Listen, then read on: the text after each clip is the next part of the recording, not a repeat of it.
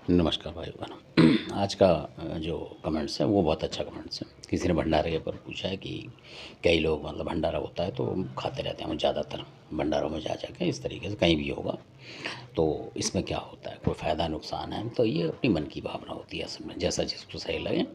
और इसमें भी लोग जो हैं दो तरीके के होते हैं। एक ऐसे होते हैं कि भंडारा होते कहीं भी वो खा लेंगे, और कुछ एक ऐसे होते हैं जो कि मतलब अपने आप को मतलब उस तरीके से मानते हैं। मैं यहाँ कहूँगा नहीं, लोग बुरा मान जाएंगे, कि वो लोग नहीं करते हैं, खाते नहीं है। उसमें देखेंगे आप, कोई बोलेगा भी तो नहीं खाएंगे, वो निकले चले जाएंगे कहीं और या हट जाएंगे उस जगह से।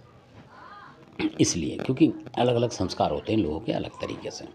तो कुछ ऐसे होते हैं लोग जो कि उन्हें पता होता है, पहले से ही धर्म में रहते हैं, तो उन्हें पता होता है कि हम यहाँ खाएंगे नहीं भंडारा। क्यों?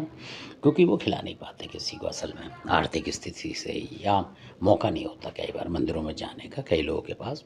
और कई लोग इस तरीके से स्टेज भी नहीं लगा सकते अपने घरों के आसपास, मतलब बहुत सारे अलग तरीके के लोग होते हैं। तो इसलिए तो जब वो खिला ही नहीं सकते किसी को मतलब, तो वो खाते नहीं है इस वजह से कि चाहे वो मंदिरों में मतलब कुछ भी कचौड़ी वगड़ी 10-20 लोगों को बाँट दें, पर वो भंडारा नहीं कर पाते उस तरीके से। तो 10-20 लोगों को खिलाते हैं तो उनका हक बनता है खाने का भंडारा उन लोगों का, कि अगर मंदिरों में जाके वो 10-20-50 लोगों को खिलाते हैं बीच-बीच में, महीने 2 महीने में इस तरीके से। तब यानी कि साल में एक बार खिला दिया आपने किसी को 10 लोगों को, और 500 लोगों का भंडारे में आप खा गए खाना, तो वो भी गलत होता है।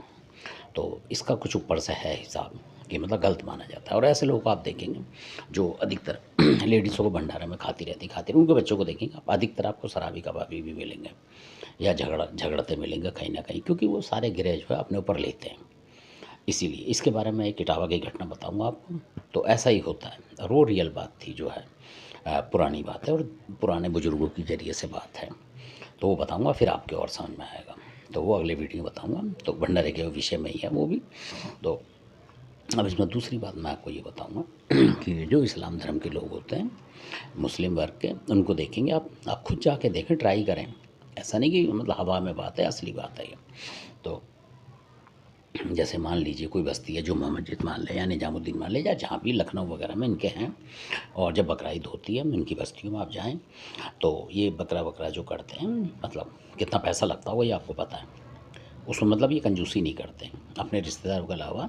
आप देखेंगे जो कूड़ा उठाने वाले हैं और इस तरीके के जो सफाई करने वाले होते हैं, या और भी मतलब किसी भी समाज के होते हैं, उन्हें मतलब नहीं होता। वो सबको बुला बुला के पूछते हैं कि भैया मीट ले जाओ, या इस तरीके का मतलब कच्चा मीट जो होता है वो बांट देते हैं।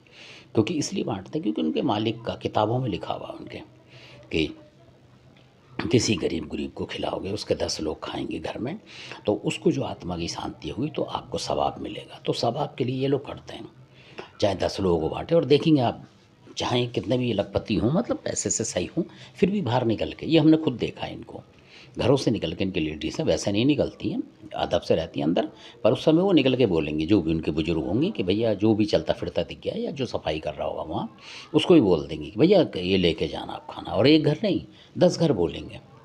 यानी उन्हें मतलब नहीं है कि उसने दे दिया है तो मैं क्यों दूँ ना, वो सब देते हैं उसको बारी बारी से। इसी तरीके से किसी ने, किसी गरीब ने दुकान खोल रखी, उससे ही बोलेंगे कि मन करे तो ले लो, मतलब ज़बरदस्ती नहीं, मन करे तो ले लो। तो बहुत लोग आते हैं वहाँ, देखेंगे आप, बंगाली टाइप के जो काम करने वाले होते हैं, ये सारे के सारे वहाँ लगे होंगे। और बहुत सारे लोग जो कि सरकारी नौकरी पे होंगे वो भी पहुँच जाते हैं कई दफ़े, इसलिए क्योंकि वहाँ काम धाम करते होते हैं, कई बार उन्हें मतलब नहीं होता।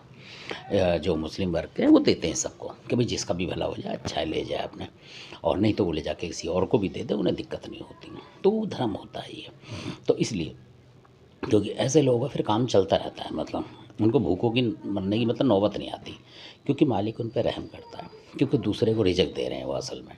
और वो कहते हैं कि मालिक ने का दिया हुआ है, और मालिक की कृपा से ही वो लोग दे रहे हैं, वो खुद नहीं एहसान कर रहे, ये होता है उनका।